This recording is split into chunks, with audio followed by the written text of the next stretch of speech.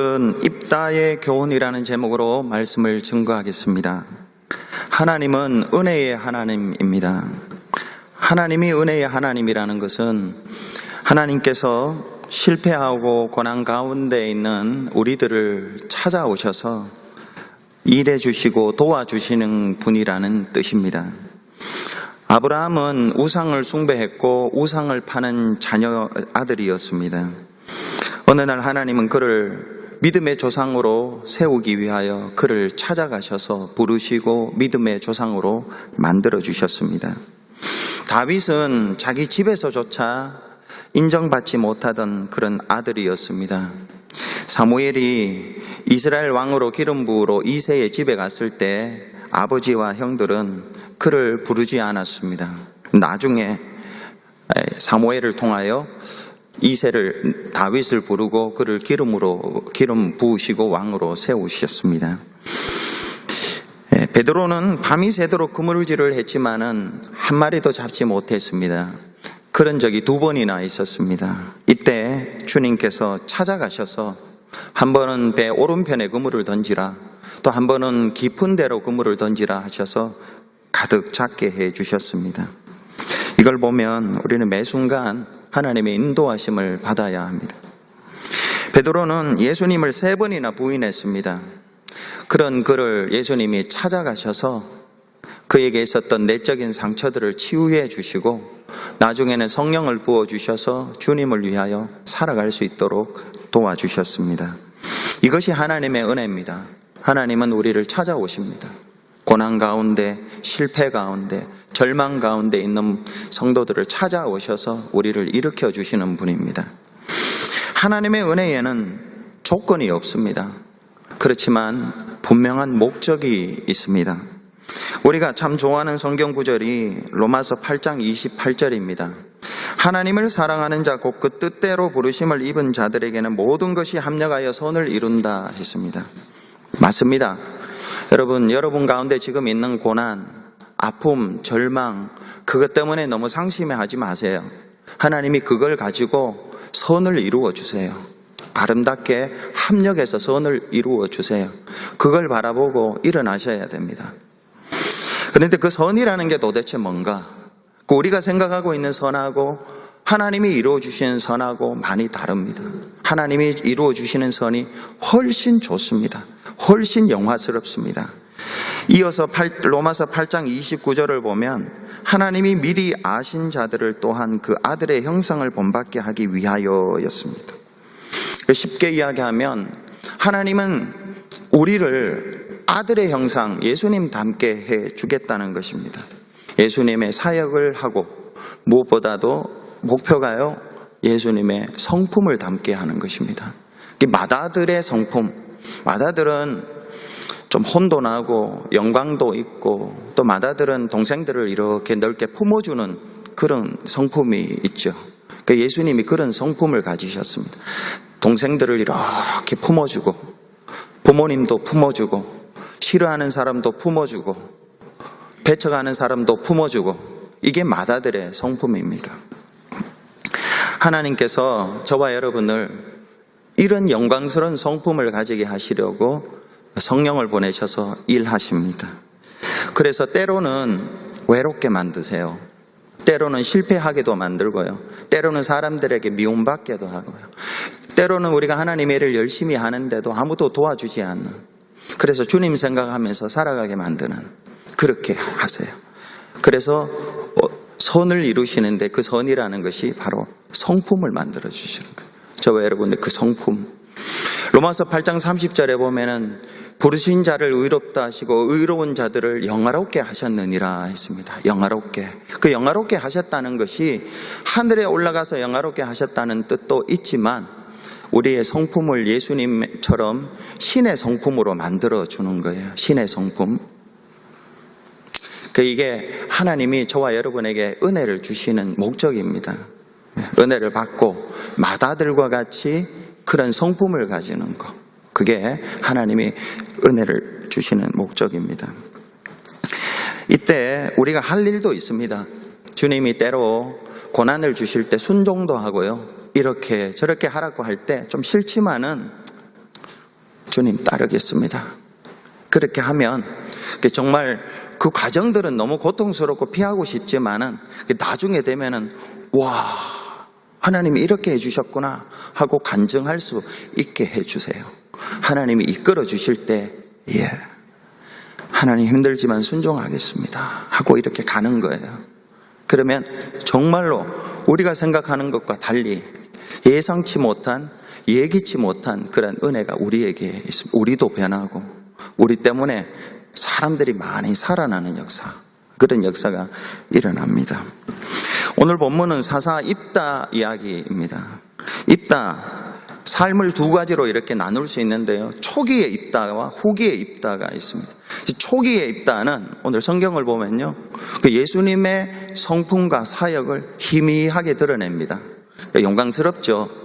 입다를 보면은 예수님의 성품과 사역을 희미하게 좀 드러내요. 근데 후기의 입다를 보면 이런 모습이 어디 온데간데 없어지고 엉뚱한 서원을 한번 하고, 그리고 자기 하나밖에 없는 무남 동료를 잃어버리는 너무 비참한 삶을 살게 됩니다. 차례대로 잠시 살펴보겠습니다.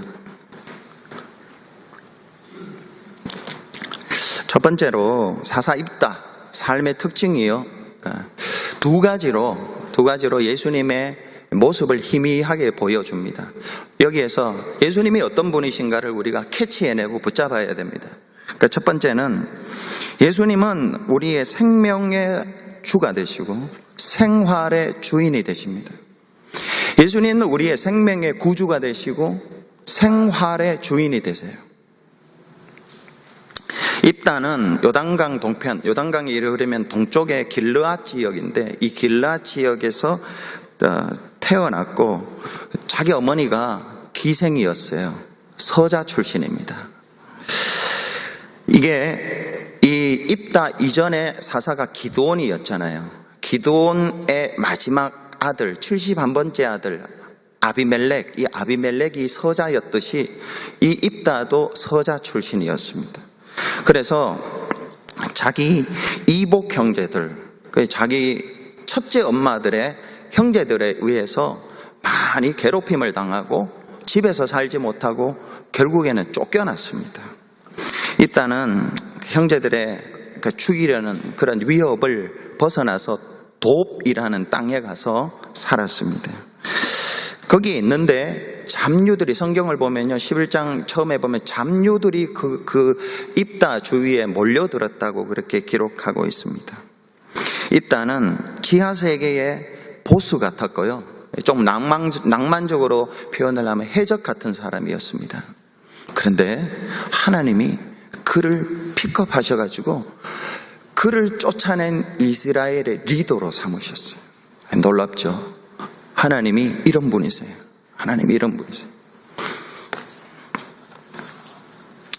암몬 자손들이 길앗을 쳐들어옵니다. 위기에 처한 길앗 장로들, 이들이 다 입다를 쫓아낸 사람들이에요.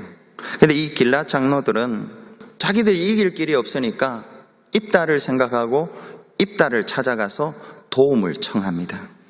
그러자 입다는 이렇게 말합니다. 이 대답이 뻔하죠. 쫓아냈는데 와서 도와달라고 하니까 우리도 이렇게 대답할 것 같아요. 너희가 전에 나를 미워해서 내 아버지 집에서 쫓아내더니 이제 너희가 환난을 당한다고 내게 도와달라고 왔느냐? 나는 너희를 도와줄 수 없다. 단박에 거절합니다.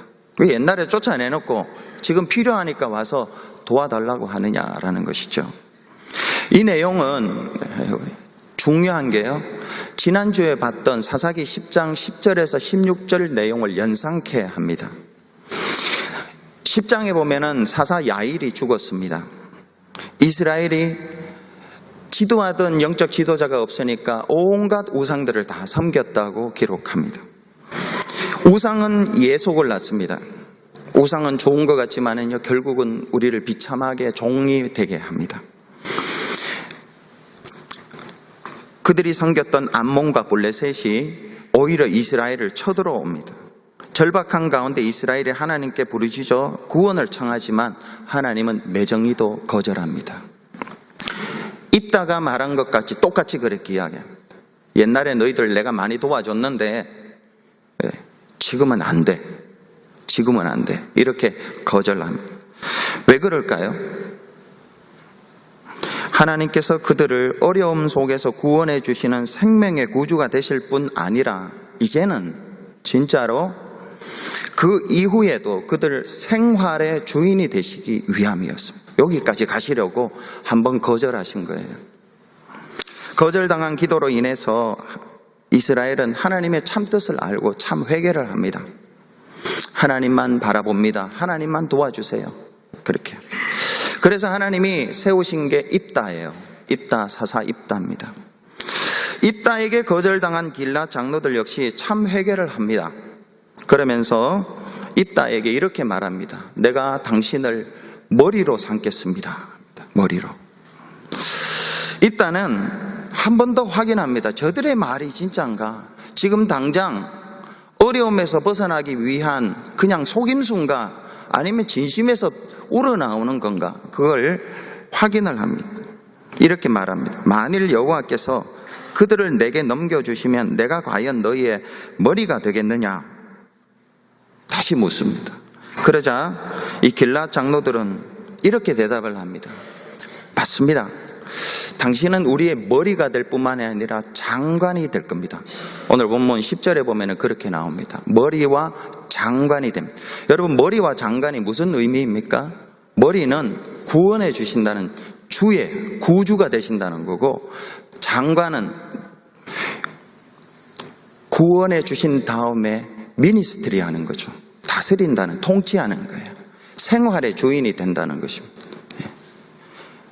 지금 이스라엘 백성들이 입다에게 그렇게 이야기합니다. 당신이 내 머리가 되시고 우리의 장관이 되실 거라고. 그래서 입다가 오케이 하고 같이 갑니다.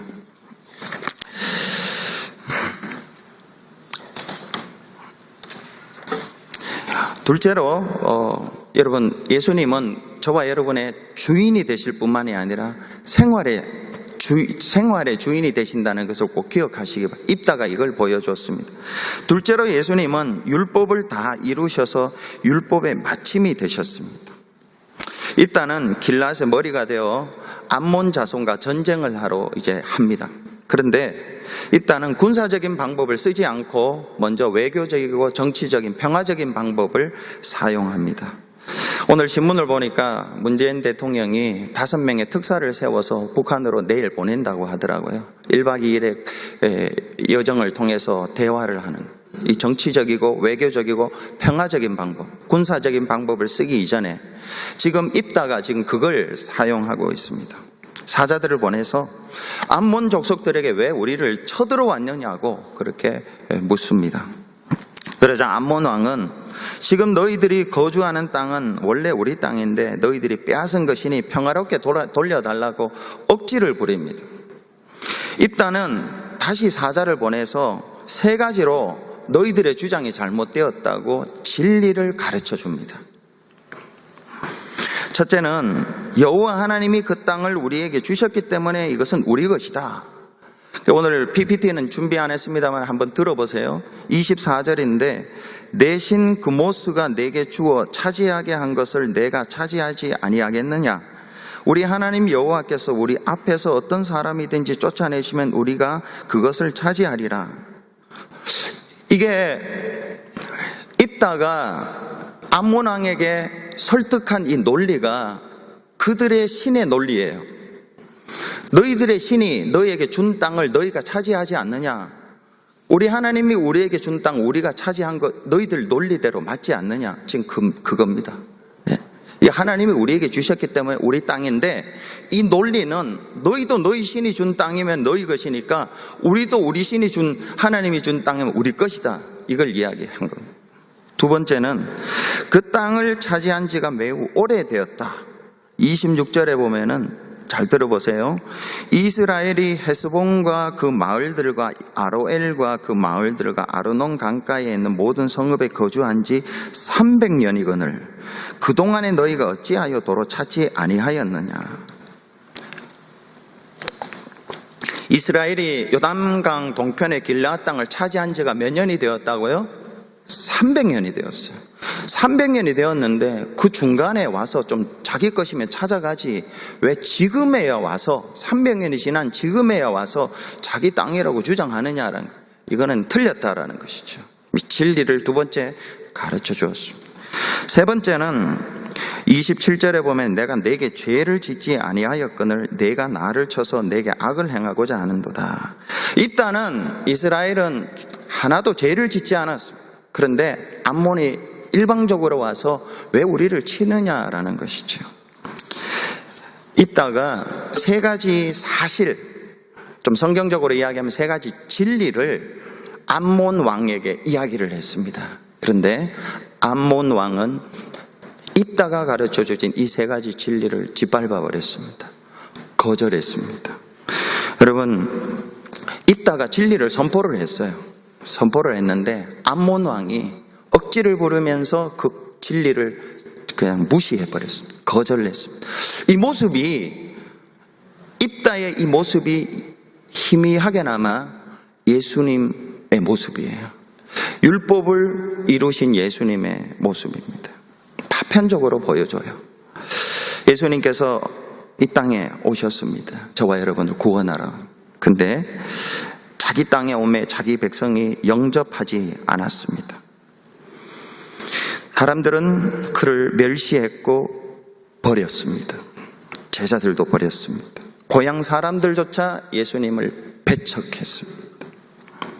더 중요한 것은 이에 대해서 예수님이 한마디도 하지 않으셨어요. 한마디도 반응을 안 하셨어요.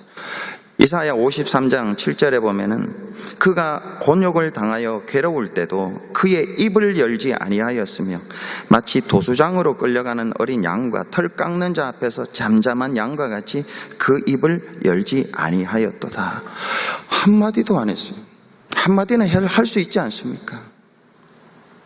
왜 그러냐고, 왜 이렇게 나를 힘들게 하냐고, 내가 당신들 도와주려고 왔는데 나를 왜 이렇게 배척하냐고. 저도 목회하다 보면은, 그리고 여러분들 신앙생활 하다 보면은 그럴 때 있잖아요.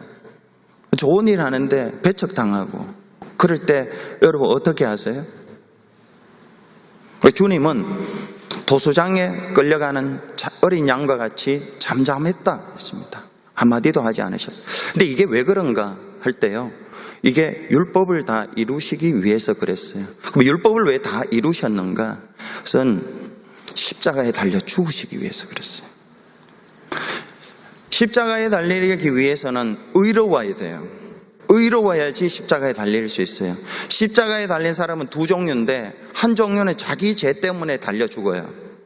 다른 한 종류는 다른 사람 죄 때문에 달려 죽어요. 예수님이 조금이라도 죄가 있고 여기에서 비판하고 정죄하고 이랬다면 그 죄는 십자가에 달려 죽었을 때는 그 자신을 위해 죽은 거죠. 근데 예수님은 한마디도 하지 않았습니다. 저와 여러분, 뭔데? 저와 여러분의 죄를 대속하시기 위하여 십자가에서 내려오시기 위함이 아니라 올라가시기 위하여 죽으려고 그렇게 율법을 다 이루셨습니다. 여러분, 이걸 사순절 기간 동안에 기억하셔야 됩니다. 이게 복음입니다. 이게 복음입니다. 베드로전서 2장 24절에는 그 목적이 뭐냐, 그렇게 해서 저와 여러분을 구원해 주신 목적이 뭐냐 할 때요, 이렇게 베드로가 이야기합니다. 친히 나무에 달려 그 몸으로 우리 죄를 담당하셨으니 이는 우리로 죄에 대하여 죽고 의에 대하여 살게 하려 함이라. 친히 나무에 달려 저와 여러분의 죄를 다 속해 주신 것은 죄에 대하여 죽고 의에 대하여 살게 하려 하심이라. 이 말은요, 저와 여러분의 구원받은 이후에 예수님이 저희와 여러분의 생활의 주인 되기 위함이라는 뜻입니다. 죄에 대하여 살고 의에 대하여 죽는 것이 아니라 죄에 대하여 죽고 의에 대하여 살게 하려 함이라는 것은, 예수님이 이제부터 용서받고 구원받고 난 뒤에는 내가 너의 주인이야, 너가 너의 인생의 주인이 아니야, 내가 너의 주인이야, 너 나 따라와야 돼, 이렇게 말씀하시는 것입니다. 예수님은 저와 여러분의 고난당하고 죄 가운데 있을 때 오셔서 십자가에 달려 죽으셔서 우리에게 영원한 생명을 주신 생명의 주인이실 뿐만이 아니라 그 이후에 우리의 삶을 이끌어 가신 생활의 주인이 되십니다. 근데 여러분, 여기에서 우리 한 가지 질문이 있죠. 왜 예수님이 우리의 생활의 주인까지 하시려고 자꾸 이렇게 간섭하시나? 그냥 내버려 두시지. 알라딘의 마술램프에 나오는 지니와 같이 빌면 도와주고 소원을 들어주면 들어가고 우리 마음대로 살도록 그렇게 하면 얼마나 좋을까. 그런데 주님은 그렇게 하지 않습니다. 주님은 우리를 위해서, 저와 여러분을 위해서 생활의 주인이 되어야 한다. 생활의 주인이 되어야 한다고 하세요. 왜냐하면 여러분, 죄가 우리 안에 있습니다. 죄가 우리 안에 있고 저와 여러분의 이 죄로 말미암아 지와 정과 의지가 다 타락하고 부패해 있습니다. 저와 여러분이 판단하고 행동하는 이 모든 것들이 사실은 죄입니다. 하나님 앞에서 심판받아야 할 죄예요. 몰라서 그렇지. 더 이상 죄의 종로로 타지 아니하고 의의 종로로 타게 하기 위해서 이제 나를 따르라는 것이죠. 이게 길르앗 장로들이 말했던 입다가 머리와 장관이 되겠다. 신약으로 말하면 주와 구주와 주가 되신다는 거예요. 예수님이 두 가지입니다. 우리를 죽음에서 구원해 주실 뿐만이 아니라 사는 동안에 우리의 목자가 되셔서 우리의 손을 이끌어 가셔야지 우리의 생명이 풍성해지고 바르게 살아갈 수 있습니다. 솔로몬은 하나님을 주님으로 모셔서 그 어린 솔로몬이 1000번제를 드렸잖아요. 그래서 무지하게 복을 많이 받았습니다. 솔로몬같이 그렇게 복받은 사람이 없습니다. 왜냐하면 그가 하나님을 1000번제를 드리면서 구주로 섬겼기 때문에 그래요.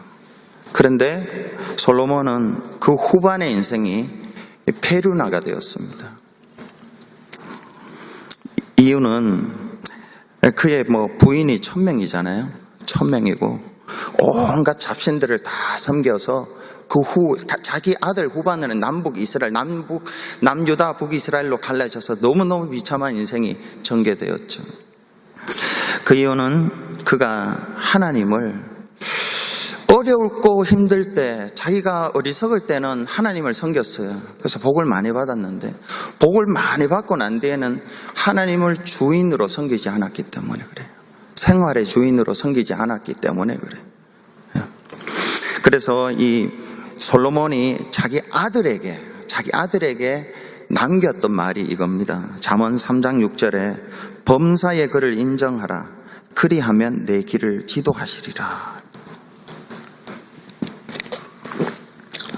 여러분, 예수님이 저와 여러분의 생활의 주인이 되셔야지 얻은 생명이 넉넉해지고 풍성해지고 또 복의 통로가 될 수가 있습니다.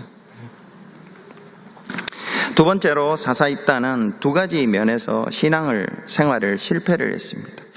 왜? 사사가 입다가 처음에는 잘 나갔습니다. 잘 나갔는데 나중에 이런 굉장히 아픈 사람이 되었는가? 두 가지 때문이에요. 두 가지 때문인데 그 첫 번째는 그가 혼합주의 신앙을 가졌기 때문에 그렇습니다. 입다가 외교적이고 평화적인 방법으로 전쟁을 해결하고 전쟁 안 하고 그 갈등을 하려고 했습니다. 이게 해결이 안 되자 전쟁이 불가피해졌습니다. 그러자 하나님이 전쟁이 불가피해지니까 하나님이 먼저 액션을 취하셨는데 입다에게 영을 부어주셨어요. 성령을 부어주셨어요. 그게 29절에 이렇게 나옵니다. 이에 여호와의 영이 입다에게 임하시니.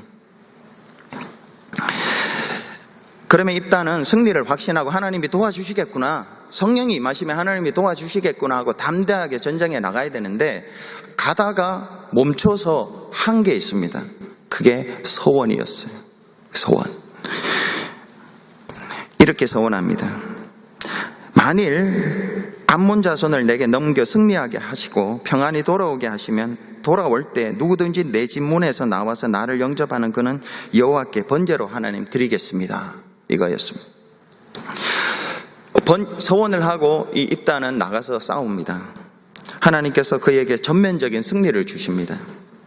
그래서 전쟁이 끝나고 미스바에 있는 자기 집으로 돌아옵니다. 이제는 개인적으로도 가정적으로도 공동체적으로도 평안을 누리고 기쁨을 누리고 행복해야 되는데, 돌아왔는데 그거는 온데간데 없고 자기가 집에서 쫓겨날 때보다 더 깊은 씻을 수 없는 그런 아픔을 당했습니다. 그의 집 문 앞에 그를 처음으로 맞이한 사람이 바로 그의 무남 동료 외동딸이었습니다. 34절에 그의 딸이 소고를 잡고 춤춤에 나와서 영접하니 이는 그의 무남 동료라. 입다는 너무너무 황망한 가운데 이 피할 수 없는 이 현실을 참담히 여기면서 이렇게 말합니다. 한탄하면서 내가 여호와를 향하여 입을 열었으니 능히 돌이키지 못하리라. 놀라운 사실은 이 딸이 아버지의 입을 열어서 서원을 했으니 아버지 그거 지키셔야 됩니다, 이렇게 이야기하고, 다만 2달만 시간을 주십시오. 제가 친구들과 가서 처녀로 죽는 것을 좀 애곡하고 오겠습니다. 2달 만에 아버지에게로 돌아옵니다. 입다는 그 딸을 드리겠다는 소원을 이행을 합니다. 여러분, 너무너무 끔찍하고 너무 가슴 아프고 애통한 이야기입니다. 한 가지 질문은요, 여러분, 입다가 왜 이런 소원을 했을까요? 왜 이런 소원을 쓸데없이, 여호와의 영이 임했으면 가서 그냥 싸워 이기면 되는데 가다가 그냥 이 소원을 한 거예요. 신명기 12장 31절에 여호와께서 꺼리시며 가증히 여기시는 일을 그들의 신들에게 행하여 심지어 자기들의 자녀를 불살라 그들의 신들에게 드렸느니라. 하나님은 인신 제사를 가증히 여기십니다. 알고 있었습니다. 알고 있었어요. 그럼에도 입다가 인신제사의 서원을 한 이유는 이겁니다. 그가 주변의 문화에 너무 많이 노출되어 있었기 때문에 그렇습니다. 주변의 폭력적인 문화에 너무 자신을 노출시켰기 때문에 그래요. 자신도 모르게 주변의 폭력적인 사상이 자기 속으로 들어와서 한쪽으로는 믿음이 있습니다. 근데 한쪽으로는 세상의 문화가 같이 있습니다. 이게 싱크레티즘입니다. 같이 혼합이 돼요. 이 두 가지가 같이 간 거예요. 앞에서 우리 말씀을 들었습니다. 형제들에게 쫓겨나서 돕 땅에 있었다고 했습니다. 그 돕 땅에 있을 때 잡류들이 그에게 와서 출입을 했습니다. 잡류라는 이 잡류라는 단어가 사사기 10장에 기드온의 그 막내 서자 아비멜렉이 은 70냥을 가지고 샀던 경박한 사람들, 그리고 아비멜렉은 그 70명을 가지고 그 형제 70명을 잡아 죽였죠. 그런 단어하고 똑같은 단어입니다. 지금 입다가 사귀고 있는 사람들, 자기 주변에 있는 사람들은 모두가 폭력을 대수롭게 여기지 않는 사람들이었습니다. 사람 죽이는 것을 그냥 죽일 수 있지 하면서 그냥 그런 문화를 가진 사람들이었습니다. 근데 이 입다가 그들과 함께 있으면서 자신도 모르게 그런 문화에 휩쓸려 들어갔던 것입니다. 여러분, 성도들이 세상에서 믿음으로 살아가지만 얼마든지 세상의 악한 사상들이 우리를 지배할 수 있다, 영향받을 수 있다라는 것을 우리가 기억해야 됩니다. 특별히 이 교회 안에 세상의 자본주의가 들어오고요, 개인주의가 들어오고, 그리고 또 성공주의, 번영주의 같은 것들이 들어옵니다. 하나님보다 물질을 앞세우고, 성경은 구원받고 난 뒤에 개인보다는 공동체를 앞세웁니다. 그 개인은 공동체를 통해서 복을 받습니다. 공동체가 중요해요. 하나님은 교회라는 공동체를 중시해요. 구역을 중시하고요, 성교회를 중시해요. 나보다. 우리가 하나님의 복을 받기 위해서는 이 공동체에 들어가야 돼요. 공동체가 잘 되도록 해요. 교회가 잘 되도록. 이럴 때 교회를 통해서 우리에게 하나님이 복을 주세요. 그런데 교회를 이렇게 보면은 그런 공동체적인 정신보다도 나흘장까지 구속의 교리를 말씀하고 12장 1절에 2절에서 너희는 이 세대를 본받지 말고 오직 마음을 새롭게 함으로 변화를 받아 하나님의 선하시고 기뻐하시고 온전하신 뜻이 무엇인지 분별하도록 하라 했습니다. 둘째로 입다가 예수님을 생활의 주인으로 모시지 못한 것은 그가 하나님에 대한 성품을 오해했기 때문에 그렇습니다. 이방 종교들의 공통적인 특징이 율법적입니다. 인간의 행위를 통해 의롭게 되고 구원과 복을 받는다고 가르쳐요. 암몬인들의 종교, 금오스 신을 섬기는 이 종교도 자식을 불태우는 인신제사라는 이 큰 행위, 이걸 통해서 신을 감동시키고 신을 매수하는 거예요. 입다는 하나님을 믿으면서도 암몬 사람들이 섬기는 금오스 신에 대한 인식이 있었어요. 율법적인 신. 그래서 하나님이 영을 부어주시면 나가서 싸우면 되는데 가다가 갑자기 암몬 신이 생각이 나. 뭔가를 해야 되겠구나. 하나님의 은혜 외에 내가 뭔가를 해야 되겠구나 생각을 하고 그는 자기 딸을, 사람을 인신제사를 드리겠다고 하나님 앞에 서원을 한 겁니다. 서원을 해서 하나님의 마음을 사려고 한 거예요. 하나님의 은혜를 사려고 한 거예요. 율법적이죠. 더 나아가 입다는 왜 그 잘못된 서원을 지켰을까? 자기 생각에 하나님에 대한 관념이 하나님은 내가 어떤 행위를 해야지 은혜를 주신다, 복을 주신다고 생각하고 있었기 때문에 그렇습니다. 하나님은 사랑이시고 은혜로우시며 인격적인 분이시라는 것을 알지 못했어요. 내가 실수를 하고 잘못해도 하나님 잘못했어요. 제가 모르고 그랬어요. 그렇게 가서 이야기하면 하나님이 얼마든지 용서해 주시고 갚아 주실 텐데 이 입다는 금오스 신에 대한 율법적인 관념으로 가득했던 것입니다. 그는 서원을 지키지 않으면 하나님이 자신에게 벌을 내리실 줄 알았어요. 서원을 잘못했으면 하나님 앞에 가서 하나님 내가 이러저러해서 모르고 그랬습니다. 하나님 도와주세요 하고 이렇게 하면 하나님이 도와주세요. 회개하고 자기 딸을 잘못된 서원, 경박한 서원에서 건져내야 되는데 이 입다는 그냥 서원을 지켜버렸어요. 하나님을 잘못 알고 있는 거죠. 하나님을 잘못 알고 있었기 때문에 그렇습니다. 입다가 주는 교훈이 무엇일까요? 여러분, 서원을 함부로 해서는 안 돼요. 두 번째는 우리가 얼마나 연약한지, 세상 문화에 얼마나 전염되고 오염될 수 있는지 우리 자신을 알아야 됩니다. 그리고 늘 성경으로 우리 자신을 무장시켜야 됩니다.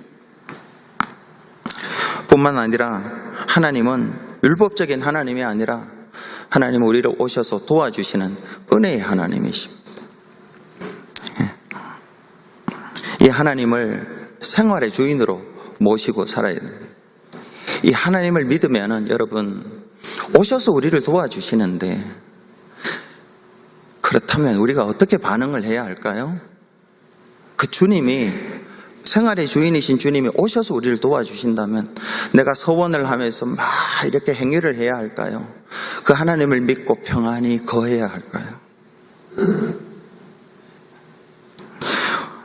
이 말씀을 생각하면서 잠시 기도하겠습니다.